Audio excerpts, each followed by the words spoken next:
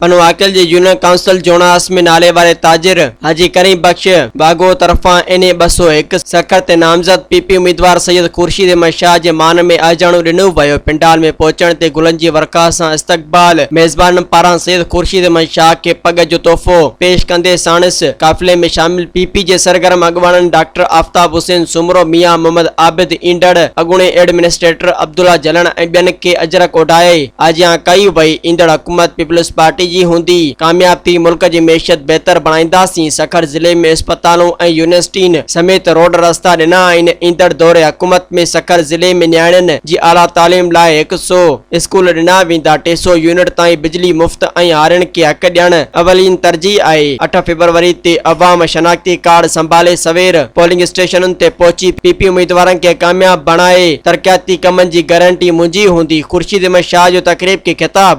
मज़ीद ख़बरनि ऐं तफ़सीलात लाइ विज़िट कयो असांजी वेबसाइट www.awamiNewsHD.com ऐं ॾिसंदा रहो अवामी न्यूज़ HD।